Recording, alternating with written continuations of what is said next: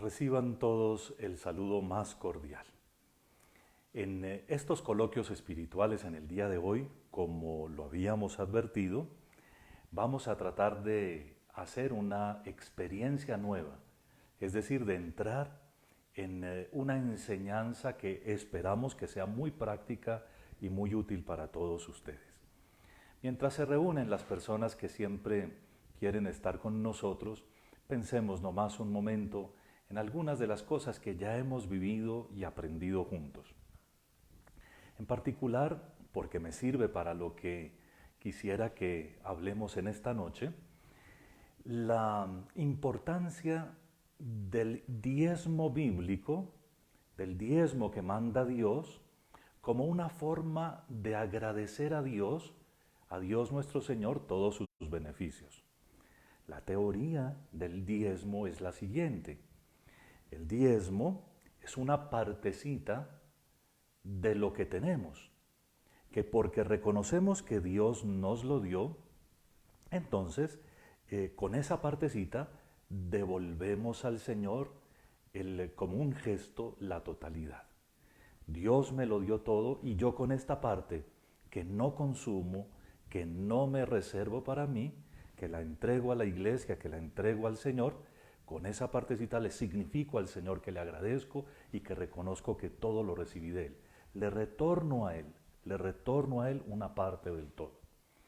Y digo que vamos a tratar de usar esa teoría porque, como ustedes lo verán, cuando hablamos de la oración, si queremos de verdad adquirir un estilo, un espíritu de oración continuo, si queremos hacer de nuestras vidas vidas que de verdad sean orantes, vamos a necesitar reconocer primero que todo que el tiempo nos lo ha dado Dios, todo el tiempo, y nos lo sigue dando.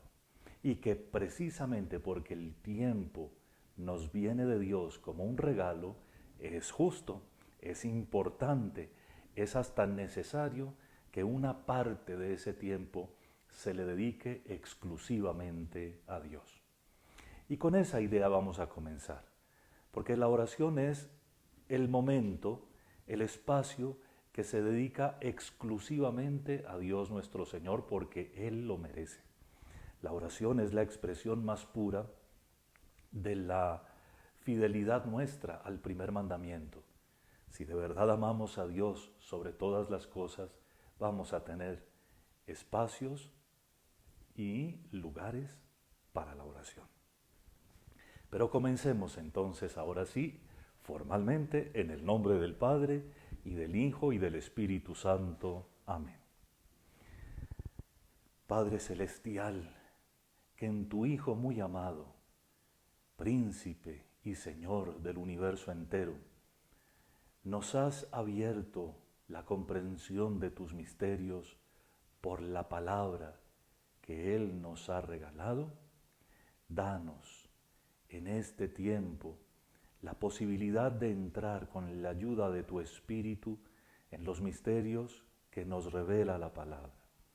Ayúdanos a entender desde dentro y con la ayuda del mismo autor de la Escritura lo que tú tienes que decirnos.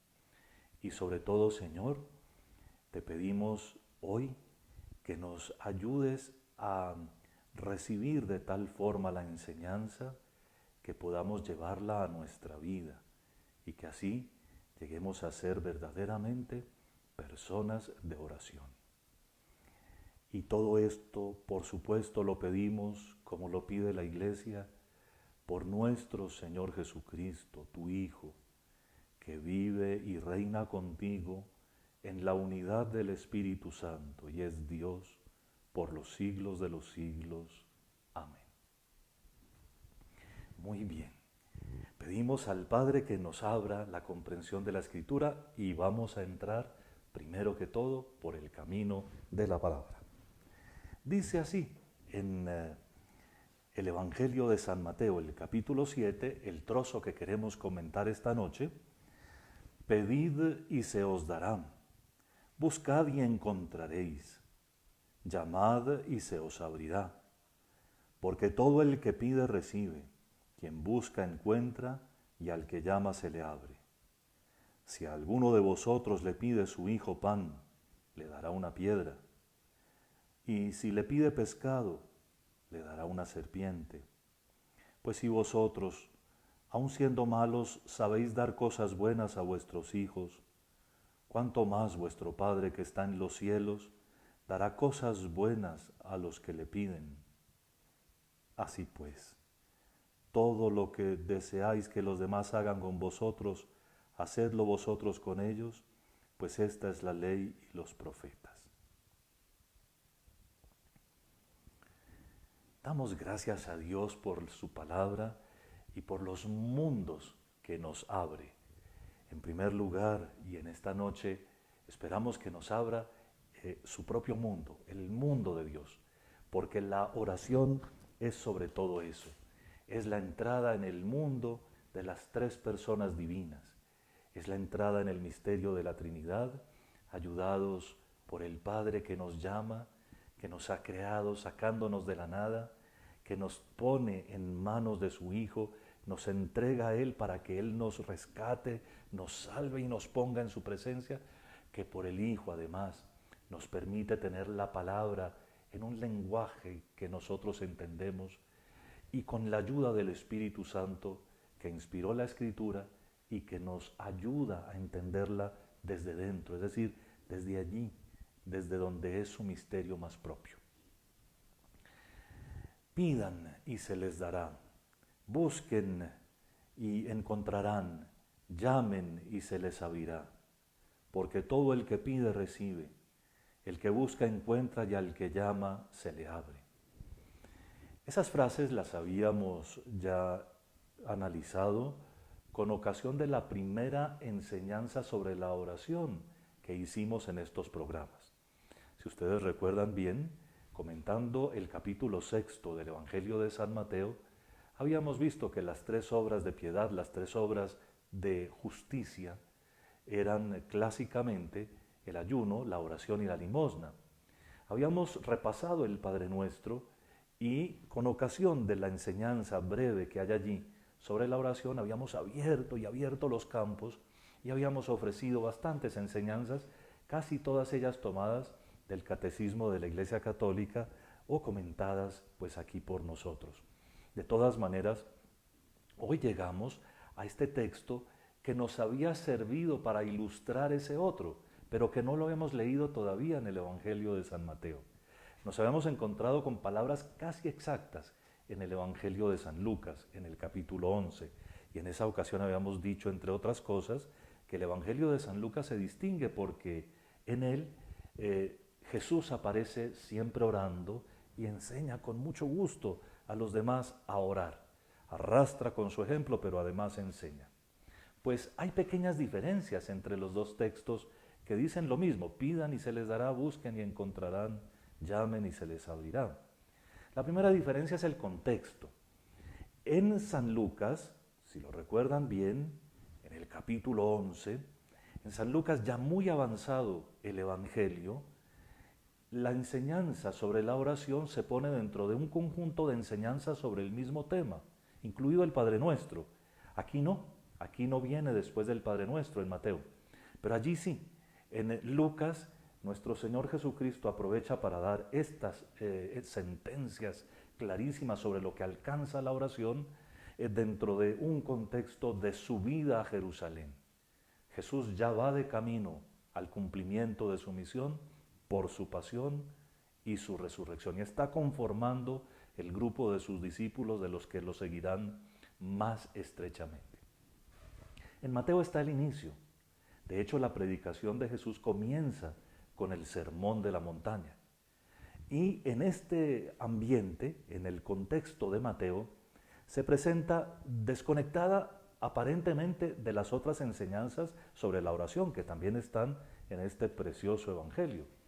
Pero se entra dentro de una lista de requerimientos, podríamos decirlo, de llamadas de Jesús a sus discípulos para que asuman ciertos comportamientos, para que tengan en cuenta ciertas acciones es decir, para que sepan lo que no puede faltar en su vida si quieren ser sus discípulos. Entonces todo el sermón de la montaña tiene lo que hemos llamado varias veces la constitución del reino, que no es otra cosa que la propuesta que contiene las maneras de relacionarnos con el Señor, las maneras de entender sus misterios, las maneras de vivir si queremos ser sus discípulos y sobre todo pertenecer al reino de Dios. Antes de comenzar el capítulo 5, la última frase o las últimas frases del Evangelio de San Mateo nos muestran a Jesús predicando la magnífica noticia del reino de Dios, la gran noticia del reino, lo llama el reino de los cielos. Y justamente después Jesús aparece, capítulos 5, 6 y 7, desglosando el contenido, desglosando lo que es la predicación sobre el reino. Todo el Evangelio de San Mateo va a hablarnos sobre qué es el reino, cómo se constituye, quiénes lo integran, cómo funciona y hasta dónde puede llegar. Y en este contexto, entonces, la enseñanza sobre la oración es algo que podemos comenzar ya a entrar en materia, corresponde a todo el que quiera estar con Jesús. Si usted quiere estar con Jesús, a orar. Y a orar en este sentido, no solo pidiendo, también pidiendo. Pidan y se les dará. Busquen y encontrarán. Llamen, toquen y se les abrirá. Porque todo el que pide recibe, el que busca encuentra y al que llama se le abre. Luego pone la comparación del Padre bueno que sabe dar cosas buenas, o del Padre que aunque sea malo, si ustedes que son malos saben darle cosas buenas a sus hijos, cuánto más el Padre Celestial les dará lo mejor. En el Evangelio de San Lucas hay una pequeña diferencia. Allá dice, cuánto más su Padre del cielo les dará el Espíritu Santo a los que le pidan. Y es que si nosotros nos fijamos, sobre todo cuando vamos recorriendo ya un buen trecho en nuestra vida espiritual, nos damos cuenta que muchas veces las peticiones que hacemos al Señor pues no son automáticas, muchísimas se nos conceden, pero muchas otras quedan en simples deseos y en anhelos, en cosas que aparentemente el Señor no escuchó, pero siempre escucha. Y sabemos, claro, en nuestra fe, que el Señor nos da en cada momento lo que más conviene. Pero lo que sí constatamos con el paso del tiempo es que Él nos ha dado lo mejor. Entonces, aunque una pequeña diferencia entre Mateo y Lucas, es también un parecido, porque el Padre nos dará lo mejor. El Padre nos dará, en últimas, el Espíritu Santo. Nada más podemos querer, nada más podemos desear. Y de pura verdad, el Señor tiene para nosotros tesoros que en este momento no alcanzamos ni siquiera a vislumbrar o a imaginar. Y vale la pena caminar con Él. Mejor dicho, Dios es el Dios de las promesas. Cumplió todo en nuestro Señor Jesucristo, pero esas promesas se van a realizar si nosotros no nos dejamos desanimar. El reino de Dios se está realizando seguramente de maneras dramáticas, porque vivimos tiempos que son difíciles. Pero si ustedes examinan un poco la historia de la Iglesia, en cada época hubo algún santo que determinó, estos son tiempos difíciles. Y siempre, siempre nuestro Señor respondió, siempre le dio a la Iglesia las maneras de actuar sobre la realidad que vivía y de salir adelante en las dificultades. Lo que no podemos perder nosotros es la fe, y lo que vamos a tratar de explicar a continuación es para que vivamos como los ciudadanos del reino, como los discípulos de Cristo, como los que esperan a que su Maestro les enseñe y les hable, o los que esperan, como las vírgenes de otra de las parábolas que aparecen en el Evangelio, listas para el esposo. Ojalá el Señor nos conceda penetrar de tal manera en la práctica de la oración, nos dé el Señor las palabras más adecuadas para que ahora juntos diseñemos un poco lo que puede ser una vida de oración. En el título de esta experiencia, de estos coloquios, pusimos oración y vida. Realmente estábamos buscando brevedad. De lo que se trata es la oración y la vida espiritual. Y como ya comenzamos hablando del Evangelio que acabamos de leer, entramos en materia recordando de las últimas intervenciones sobre la oración, primero, las que son las fuentes de la oración. Como vamos a tratar de llegar a lo más práctico y concreto sobre nuestra vida de oración, sobre nuestra vida espiritual, es bueno que recordemos que de todas maneras no partimos de cero. Nuestra oración es, primero que todo, una experiencia de fe. Y el punto de partida, mejor dicho, la fuente primordial de toda experiencia de oración es, ampliémosla un poquito, las virtudes teologales, la fe, la esperanza y la caridad, que Dios nos ha dado en nuestro bautismo y por la catequesis ha cultivado en nosotros. Dios mismo nos ha llevado por caminos en los que hemos comprendido mucho mejor los misterios de nuestra fe, hemos aprendido a amarlo más y más intensamente y hemos comenzado a esperar la realización definitiva de todo lo que Él nos ha anunciado y prometido. Las virtudes teologales. Siempre que comenzamos nuestra oración o cuando vamos a orar, siempre que entramos en oración, es una experiencia de fe, esperanza y amor. Sabemos que Dios está con nosotros. A veces tenemos que hacerlo un poco más consciente o hacer más consciente nuestra presencia en su presencia. La esperanza nos dice que el Señor tiene para nosotros todo esto que anunciábamos al principio, tantas cosas, lo que hay detrás de la petición, lo que hay detrás de la puerta que se abre, lo que hay detrás de la búsqueda que se hace en la oración. Eso es lo que tiene el Señor reservado y la esperanza nos dice, ya el Señor tiene para mí algo hoy y lo tiene siempre y es algo tan grande que todos los días puedo buscarlo sin agotarlo. La puerta es tan importante que todos los días puedo tocar a ella y se me abre y siempre habrá más que abrir y más que ver y más que caminar del otro lado. En fin, fe, esperanza y caridad.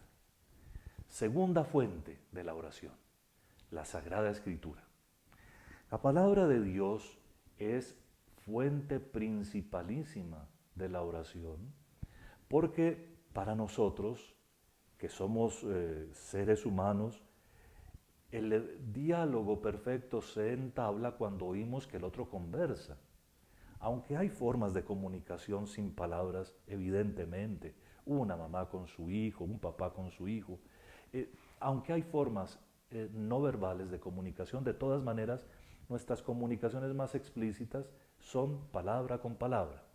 De tal manera que Dios nuestro Señor no solo habló en la persona de nuestro Señor Jesucristo, que es su palabra, sino que nos puso por escrito, con la inspiración del Espíritu Santo, todo aquello que nosotros necesitamos para nuestra salvación. De tal manera que podemos ya establecer que con la fe que nos debe mover, la fuente más concreta para nuestra oración es la Biblia. Es la Biblia realmente.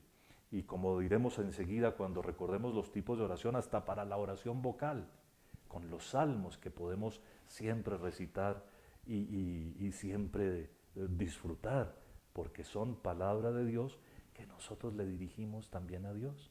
Es Dios que habla en nosotros y por nosotros, con nosotros y a Él. Y dirige nuestra plegaria, dirige nuestra oración a Él. Una cosa absolutamente maravillosa. También es fuente de la oración, en tercer lugar, la liturgia de la Iglesia. La liturgia es sobre todo la Eucaristía y los demás sacramentos. La liturgia es un espacio de encuentro en el que nosotros no hacemos el esfuerzo, ni tampoco Dios.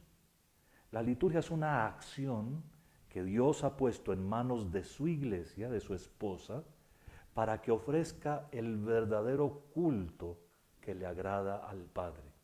Y ese culto lo celebra y lo realiza nuestro Señor Jesucristo. Él es el único gran sacerdote del Nuevo Testamento y por lo tanto el culto espiritual, el culto que agrada al Padre Celestial es el que ofrece Cristo. Por eso la Eucaristía es el modelo de toda la vida litúrgica de la Iglesia. ¿En qué sentido la liturgia es fuente de nuestra oración? Vean, en la Sagrada Liturgia, cuando no la banalizamos, cuando no la volvemos como lugar en el que nos queremos divertir, por hacer ruido nosotros, por estar cantando más de la cuenta, en fin, tantas cosas que me han oído algunas veces decir y que darían para otra clase de comentarios. En la Sagrada Liturgia, Dios nos sale al encuentro.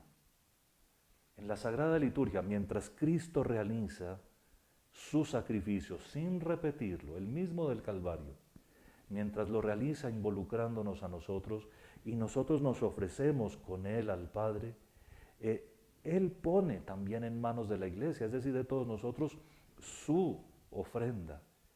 Y por eso podemos llegar a unas máximas de oración cuando nos unimos por Él, con Él y en Él. A ti, Dios Padre Omnipotente, en fin, y muchos otros momentos. Por eso es, por ejemplo, que la elevación que llaman muchos de ustedes, el momento en que se muestra el cuerpo santísimo del Señor o el que se muestra el cáliz con su sangre, son momentos de silencio absoluto. Y les he enseñado tantas veces que la mejor oración que hay para hacer en ese momento no es exclamar en voz alta, Señor mío y Dios mío. Ojalá todos pudiéramos de alguna vez decirla, pero la mejor oración es la que se hace con el labio de arriba bien pegado del labio de abajo. En los momentos de esas elevaciones, la mejor oración que se puede hacer es con el labio de arriba bien pegado del labio de abajo. Es decir, que si mi vecino quiere decir en su corazón, Señor, yo te amo, tenga toda libertad de hacerlo. Y si yo quiero decir, Señor mío y Dios mío, tenga toda la libertad de hacerlo.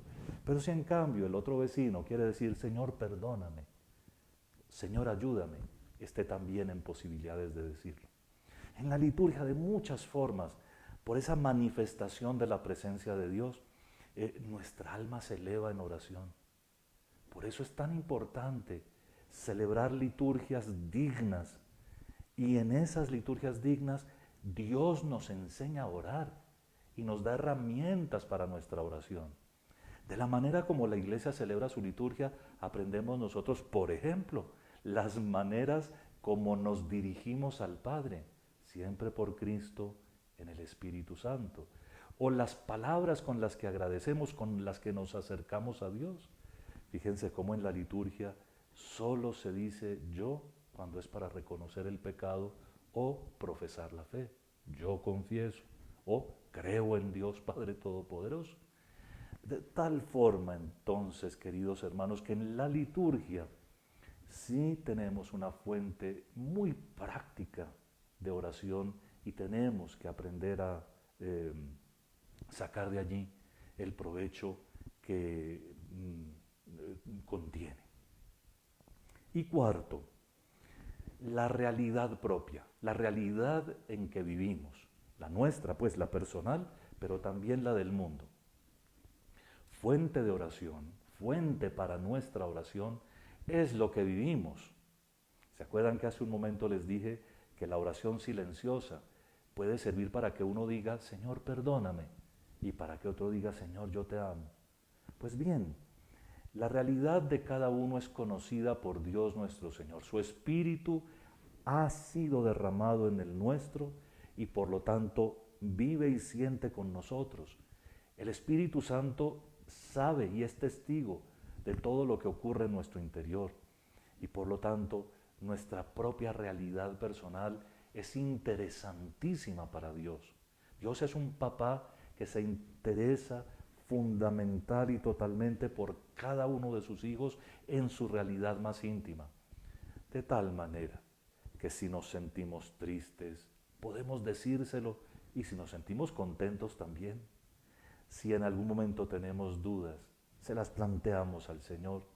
Pero si en cambio tenemos certezas, lo alabamos y le reconocemos que Él es el que nos pone la luz en el corazón, la luz de la fe, la luz de la recta doctrina. Si por otra parte tenemos un problema de relaciones, Él sabe cómo reparar las dificultades. Y si en cambio estamos buscando con fuerza algo que nos hace falta, Él lo entiende. Él entiende lo que nos hace falta mucho más que nosotros mismos. Nuestra realidad personal es fuente de la oración. Uno no se agota, uno no tendría límites a las posibilidades si uno se hace consciente de esto. Y por supuesto la realidad en la que vivimos. A veces nos preocupa el estado del país o de cierto acontecimiento, nos preocupa la pandemia que ahora azota al mundo entero y muchas veces nos preocupan situaciones complicadas y conflictivas hasta lejos de nosotros. Esa realidad que vive el mundo también es fuente de oración, nos impacta de tal forma que podemos y debemos presentársela a Dios, muchas veces diciéndole al Señor, tú eres el único que repara esta situación en la que vivimos. Las fuentes de la oración son importantísimas para que nosotros veamos que siempre hay una posibilidad de orar, siempre, siempre, a cada minuto del día. En este momento, mientras les hablo y le pido al Señor que ponga en mi boca las palabras que son necesarias para servirles de maestro. En fin, en todo momento podemos estar con nuestra realidad orando o con la palabra que Dios nos regala o viviendo o reviviendo lo que hemos experimentado en la Sagrada Liturgia y por supuesto siempre desde la fe, que nunca nos falta, la esperanza y el amor. Habíamos hablado también, y es importantísimo el tema para llegar a lo más práctico de la oración, de las clases de la oración, los tipos de oración que existen. Y les refresco la memoria, hay solo dos formas de orar, que son la forma vocal y la forma mental. O sea, hay una oración que se hace moviendo los labios y haciendo vibrar el aire, y otra oración que se hace con el alma, en el recinto interior, como nos enseñó en este mismo Evangelio nuestro Señor Jesucristo, al decir que la oración se hace en el secreto de la propia habitación. De la primera y de la segunda hay algo en común, y es que en ambos casos es importante que nuestra mente concuerde con nuestras palabras, que nuestro estado interior se ponga de verdad en oración. A veces uno puede estar repitiendo mentalmente una oración y sin ponerle cuidado, o puede estar uno recitando un salmo u otra oración conocida y no pensando en lo que está diciendo. Es importante que la mente concuerde con la voz. En el caso de la oración vocal, que no nos vamos a detener mucho, que siempre necesita nuestra aceptación, o sea, debemos estar conectados con ella desde el alma. En el caso de la oración vocal, hay también las posibilidades más variadas. Podemos repetir, rezar los salmos. Magnífico, podemos rezar el Padre Nuestro, el Ave María. oraciones que pertenecen a la tradición. Los salmos y el Padre Nuestro son absolutamente bíblicos. El Ave María, la mitad es bíblico, la otra mitad la compone la Iglesia. Y son oraciones vocales siempre agradables. Tendríamos que tener solo presente de hacerlas con fidelidad. Cuando otro compone una oración, y sobre todo cuando Dios la compone, no es bueno que nosotros nos recreemos nosotros mismos metiéndole cosecha personal. Así pues, las oraciones que nosotros recitamos, las oraciones que rezamos, sea de la Biblia, sea de fuera de la Biblia, deben seguir el texto que les fue dado o que la Iglesia les da. Normalmente hablando, los catecismos que publica, o el Gran Catecismo de la Iglesia Católica, el que publica la Santa Sede primero, el Gran Catecismo de la Iglesia Católica, o que publican las diócesis, esos catecismos traen oraciones con el texto aprobado. Tengan mucho cuidado, por favor, cuando se reparten oraciones. Es muy frecuente que repartan oraciones por los celulares ahora, con los métodos modernos de las redes sociales. Tengan mucho cuidado con oraciones, y ustedes, sobre todo ustedes que quieren estar atentos a vivir bonita su fe, no repartan oraciones que no tengan firma. Para que las oraciones que hacemos vocalmente sean perfectas y sean válidas, sean en consonancia con la doctrina católica, deben tener un responsable. De tal forma que el responsable en la Iglesia solo puede ser un santo canonizado o un obispo. No podemos decir pues que la oración de la abuelita puede ser muy santa. En cambio sí podemos decirle al obispo, vea, mi abuelita escribió esta oración, la puedo difundir. Y el obispo le da lo que se llama las licencias eclesiásticas. Entonces, no hay que seguir mucho esa tendencia que hay hoy en día de buscar que la oración a un ángel, que la oración a la sangre de Cristo, que la oración no sé a qué otras cosas, porque fíjense que en muchas de esas oraciones puede haber contenidos que orientan hacia espacios que no son propiamente doctrina y enseñanza pura de la Santa Iglesia. Desconfíen cuando una oración promete favores, porque así no es en la Iglesia, así no es en la liturgia, por ejemplo. La liturgia siempre suplica, Señor, te pedimos humildemente. Y todo esto lo pedimos por nuestro Señor Jesucristo, tu Hijo, ¿verdad? Cuando vemos que hay oraciones que nos dicen, a cambio de tantos Padre Nuestros o de tantos credos va a tener 3 milagros o 7 milagros, o si lo encadena, o no sé cómo se dice, a 10 personas, entonces en 3 minutos se le va a aparecer algo. Eso es supersticioso prácticamente siempre. Así que desconfíen de eso y siempre recuerden, las oraciones que rezamos deben tener la firma o de un santo o de un obispo conocido. Lo demás puede que sea bonito, tal vez no hace daño ni leerlo, pero no lo vuelvan parte de su propia vida espiritual. Ciertamente dentro de la oración vocal la más importante es la oración litúrgica. Es perfectamente vocal, decir gloria a Dios en el cielo y en la tierra paz a los hombres. O también decir santo, santo, santo es el Señor Dios del universo. O también Señor ten piedad, Cristo ten piedad. Eso es perfectamente oración vocal y es preciosa. La oración litúrgica es en su mayor parte oración vocal y es un modelo extraordinario para lo que podemos nosotros hacer y lo que debemos hacer cuando rezamos con nuestras oraciones más queridas.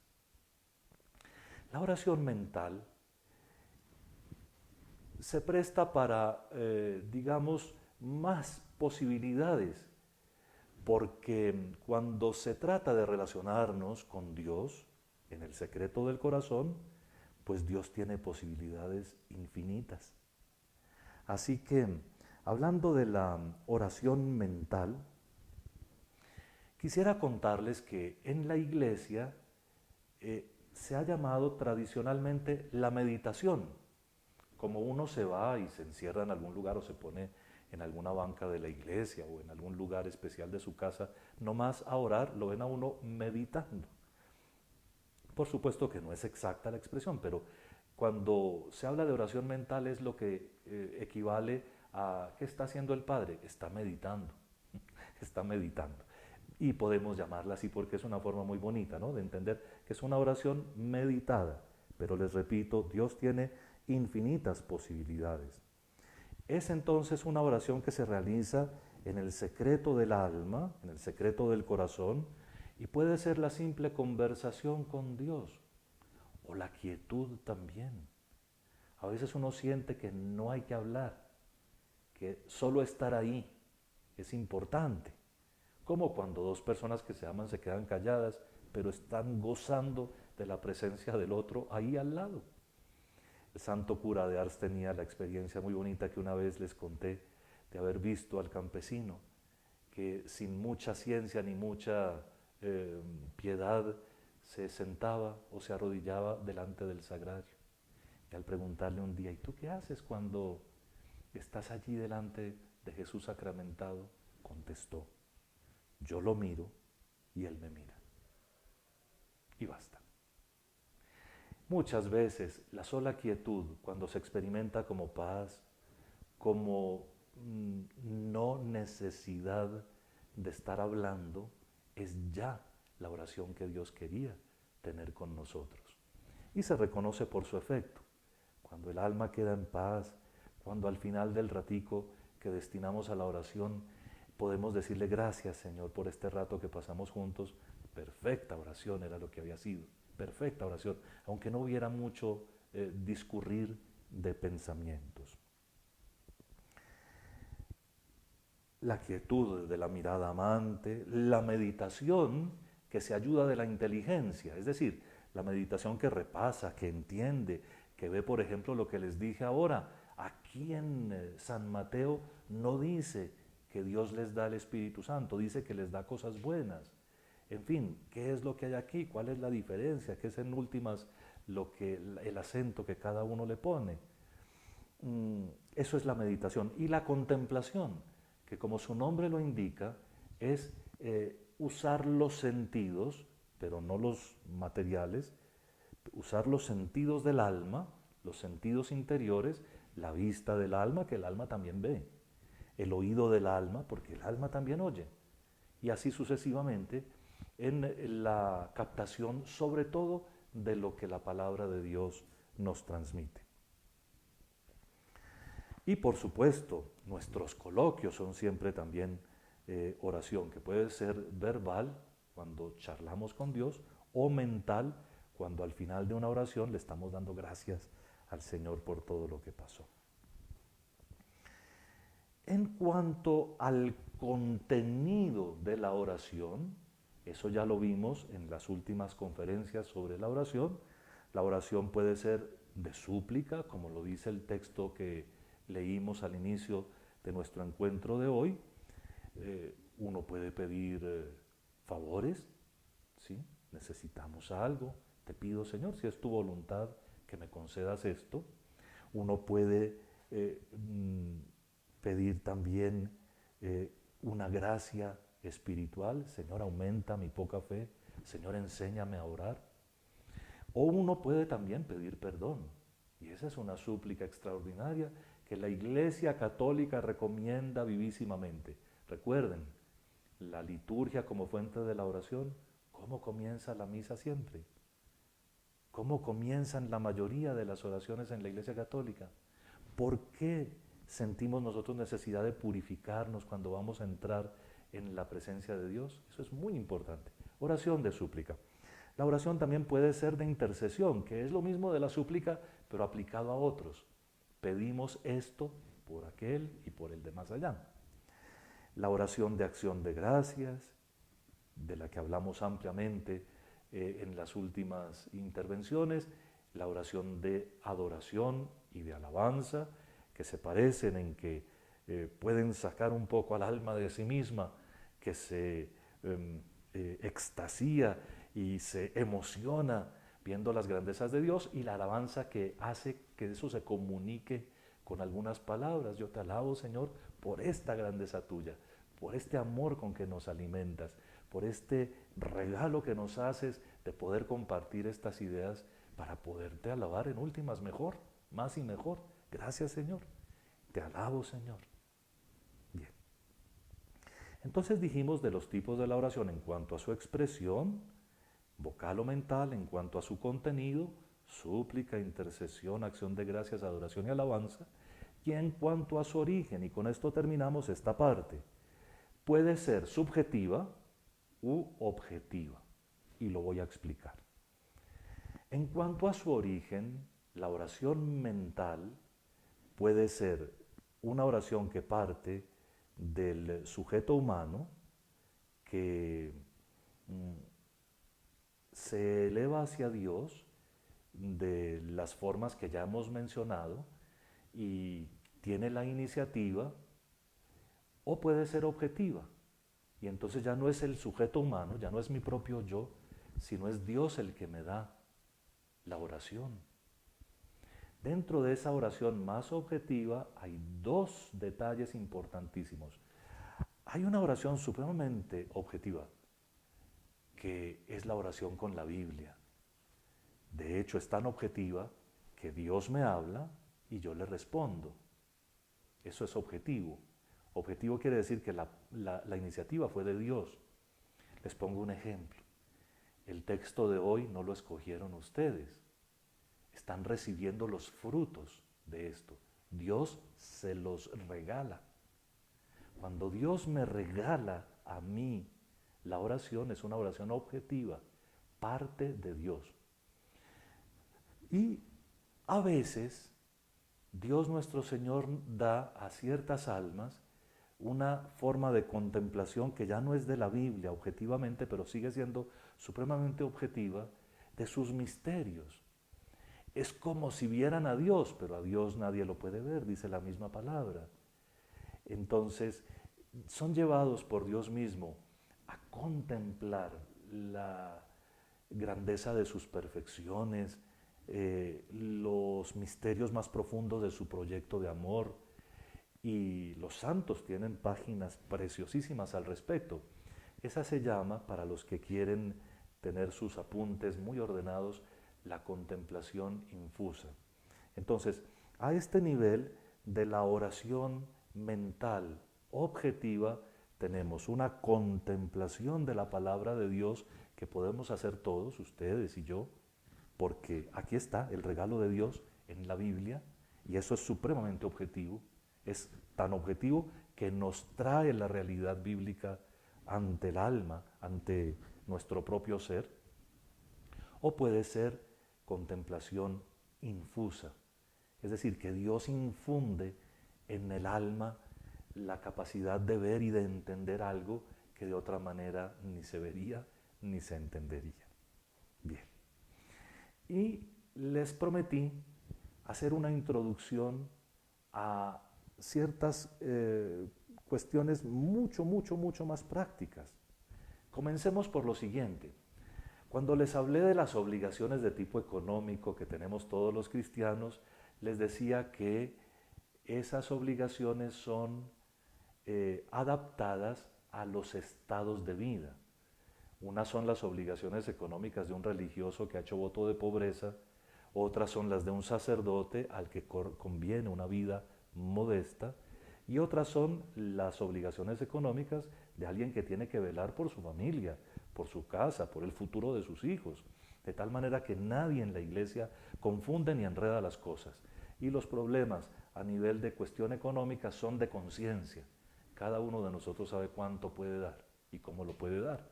Pero por supuesto, en conciencia no quiere decir que no pueda ni deba darlo. Para la vida de piedad, también es importante que nosotros entendamos que una es la vida espiritual de un monje que está dedicado todo el día a la contemplación y a la oración. Pensemos, por ejemplo, en nuestras comunidades contemplativas. Tenemos las dominicas en Tenjo, las hermanas dominicas, tenemos las hermanas trapenses en el Rosal, tenemos las hermanas concepcionistas en Facatativá y una comunidad masculina que es contemplativa y misionera, que es los padres benedictinos en el Rosal. Una cosa es la vida de piedad de ellos, que pueden tener horarios para estar varias veces juntos en sus capillas durante el día, luego dedicar horas enteras a la meditación y contemplación objetiva de la palabra de Dios. Y por supuesto, otra es la piedad de quienes son misioneros o trabajan en servicio de los pobres o en un colegio, como tenemos tantas comunidades religiosas. Pero eso hablando solo de los religiosos. La vida de piedad de un sacerdote está más o menos ordenada por la ley de la Iglesia. A nosotros nos manda la Santa Madre Iglesia que celebremos nuestra Eucaristía diaria, que tengamos actos de devoción mariana, que recemos completa la liturgia de las horas, de la cual espero poderles hablar en algún momento, y que tengamos momentos de adoración eucarística. En fin, más o menos nos tiene ordenada la ley de la Iglesia nuestra vida de piedad. Hoy me quiero detener en la vida de piedad de los laicos, de quienes viven y trabajan en el mundo, a quienes agradecemos tanto que con su fe vayan transformando todas las realidades de este mundo presente y haciéndolas importantes para los demás hermanos en el mundo y sobre todo significativas para nuestra fe, como una ofrenda para Dios nuestro Señor.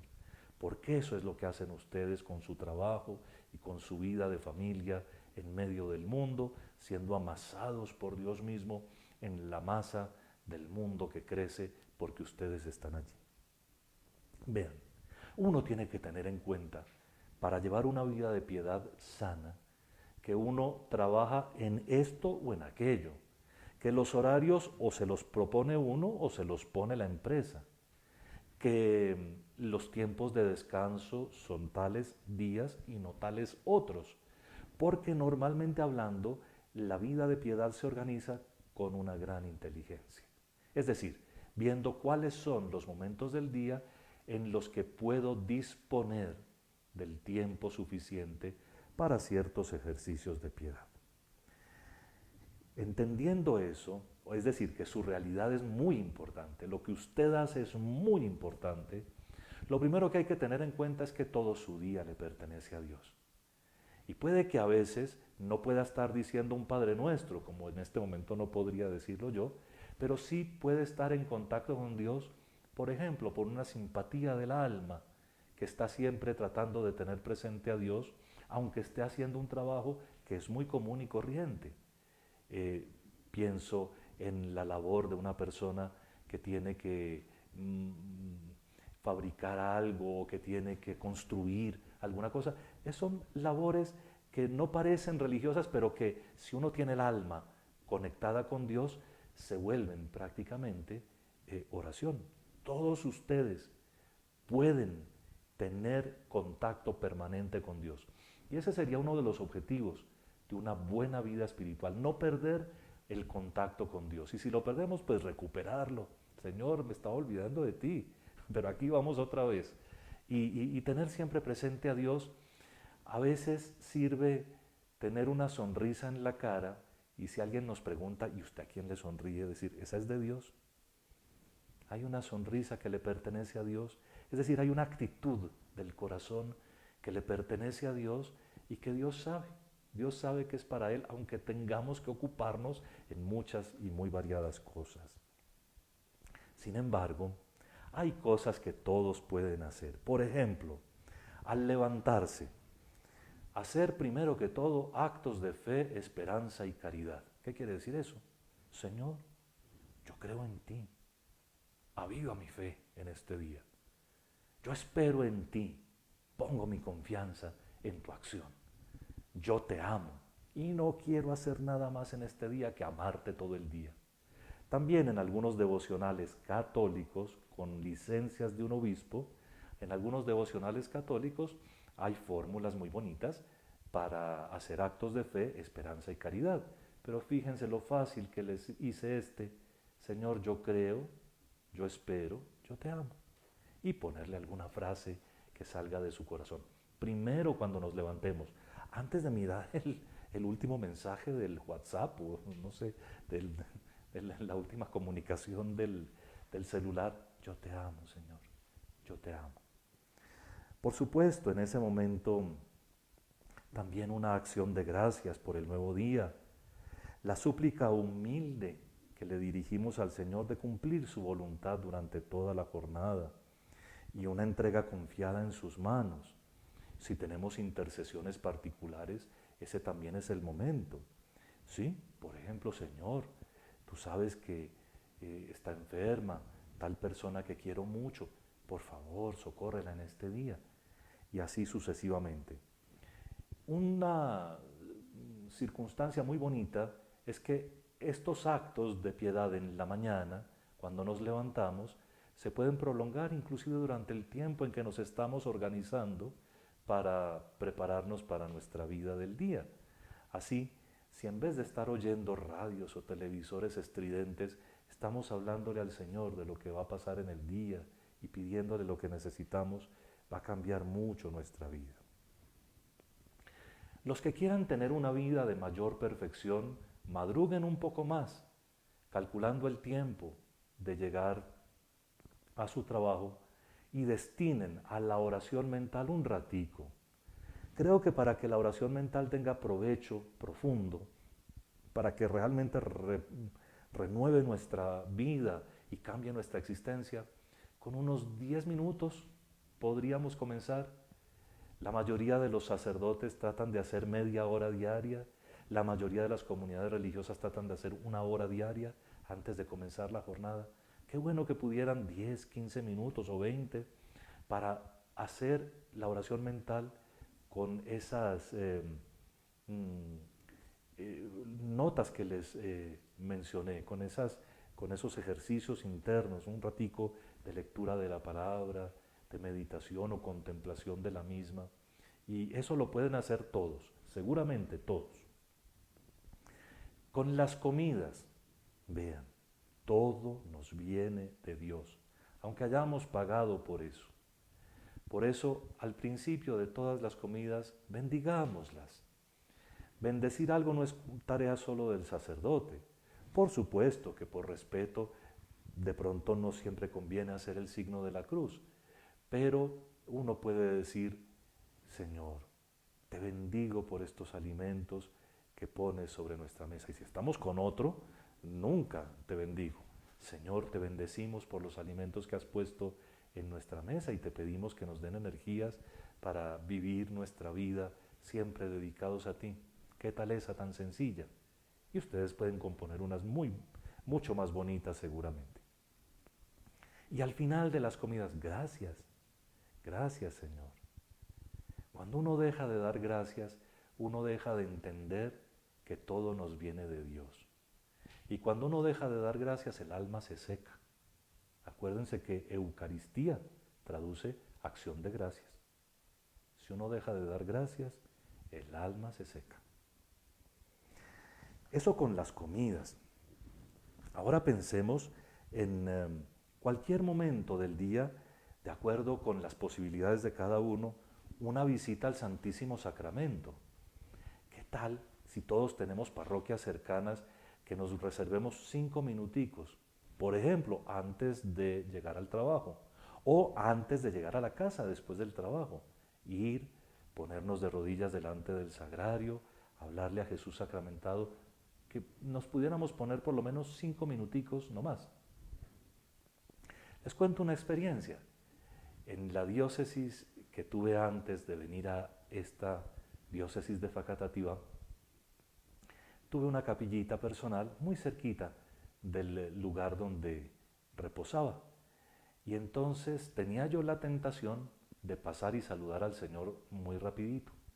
Entonces me puse la tarea de siempre poner las 2 rodillas en el piso y en ese momento hacerme consciente de que ahí está el Señor y de hablarle, de decirle algo. Y eso me ha servido después toda la vida, porque siempre trato de cuando llego al sagrario, cuando llego delante de Jesús sacramentado, de saber que le voy a dedicar un ratico, aunque sea un ratico chiquito. Me parece que para una vida espiritual bonita debemos tener esa relación con el Señor. Que uno tiene dificultad, que ni en la ida para el trabajo ni en el regreso hay posibilidad de entrar a una iglesia, siempre están cerradas, no sé qué tal otra. Bueno, ¿y por qué no entonces ir pensando en el corazón, en el sagrario de la parroquia, y decir, Señor, está cerrada la puerta, pero yo quiero amarte desde aquí, desde donde estoy. Quisiera visitarte en todos los sagrarios del mundo que estén solitos ahora, porque vayas y lo dejamos solo, ¿no? Los que pedimos capillas y los que pedimos oratorios en nuestras casas, muchas veces dejamos tan solo a nuestro Señor Jesucristo que pensamos, sí será fe. También durante el día, la hora más propicia, el rosario. Esa es media horita de oración o 20 minutos de oración, cuando no se le agregan las letanías. Las letanías no son necesariamente parte del rosario. Y todos podemos rezar el rosario. Todos. Ustedes ven que cuando rezo el rosario con ustedes no le agrego ninguna jaculatoria. Al final les propongo las letanías de la Virgen. Pero no le agrego ninguna jaculatoria para que vean lo sencillo que es. Para que vean que no tiene que ponérsele mucha cosa y sigue siendo muy bonito y una meditación de misterios que están todos en la Sagrada Biblia. El rosario diario. En la vida de un buen cristiano no falta nunca el rosario. Acuérdense que si es en familia o en comunidad, la iglesia tiene reservado una indulgencia bien especial para el que cumpla con las demás condiciones. Si uno quiere cultivarse en una piedad muy elevada, búsquese también la misa diaria y la comunión, pero fíjense que no es necesario. En cambio sí, tengan siempre en su agenda la misa del domingo. Y si alguna vez podemos charlar sobre eso, hablaremos de la liturgia de las horas, valdría la pena que aprendan, es una oración con los salmos y vale la pena las horas del día santificarlas, de pronto en la mañana y en la tarde, con el rezo de los salmos. Al acostarse, les propongo que no olviden hacer un examen de conciencia para revisar cómo fue el día, para ver cómo intervino Dios en la propia existencia. Eso es la revisión de vida, el examen de conciencia y la revisión de vida. Pero también para ver en dónde nos apartamos nosotros de Dios y pedirle perdón humildemente y hacer, si es necesario, un acto de contrición y propósito de la enmienda. Pero no acostarnos sin pedirle perdón a Dios y sin encomendarnos a su gracia y a su ayuda. En algún día señalado, digamos que cada 3 meses o cada 4 meses, una confesión que nos renueve. Y alguna vez en el año, aunque sea una jornada de retiro espiritual, que podamos tener un día entero dedicado a la oración que nos renueve profundamente. En fin, este horario sugerido y recomendado lo podemos luego publicar para que ustedes no se preocupen que hable muy rápido y cosas así por el estilo. Y quiero terminar en los 2 minutos que me quedan proponiéndoles que en ese ratico de silencio que pueden ubicar en el día o a media jornada o por la tarde, en donde toman la Biblia y hacen una oración mucho más seria, de intimidad, buscad y hallaréis, tocad y se os abrirá. En ese rato de intimidad con el Señor sirve tener un método. ¿Y me van a enseñar un método de oración en 3 minutos? Pues no lo voy a enseñar, pero lo voy a proponer. Vean, apréndanse estas 3 palabras. Jesús ante los ojos, Jesús en el corazón, Jesús en las manos. Y cuando tomemos el texto bíblico, en ese ratico de oración, Jesús ante los ojos, entender, ver con los ojos no solo materiales el texto escrito, sino con los ojos del alma la escena. Segundo, Jesús en el corazón. Ya que vi la escena, la comprendí, la hice vida de mi vida, entonces le hablo de corazón, Jesús en el corazón. Ay, Señor, como que yo no he cumplido con esto, ayúdame. Señor, ahora te veo tan grande, tan poderoso, tan sabio, recibe mi alabanza, recibe mi felicitación. El día de la resurrección a veces se nos olvida felicitar a Jesús, ¿no? Y Jesús en las manos. ¿Qué propósito me llevo para la vida de hoy? ¿Qué voy a hacer para vivir con Cristo y para vivir al estilo de los discípulos de Jesús? Entonces, una notica práctica para esos momentos de oración silenciosa, de intimidad: Jesús ante los ojos, Jesús en el corazón, Jesús en las manos. Ojos, corazón y manos. Comprender, entrar en diálogo y llevar a la vida práctica.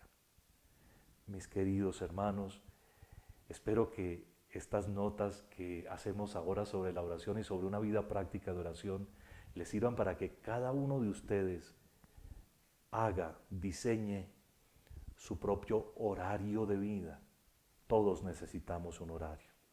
Y acuérdense que de pequeñas rutinas se hacen los caminos mejores. Así que háganse su horario de oración, no se preocupen, comiéncenlo. Si quieren, háganse ayudar de un buen sacerdote que les indique qué pueden poner, qué pueden quitar, cómo pueden hacer una cosa o la otra, pero háganse su horario y comiéncenlo a seguir y verán que este mundo sí puede ser mejor. La bendición de Dios Todopoderoso, Padre, Hijo y Espíritu Santo, los acompañe siempre.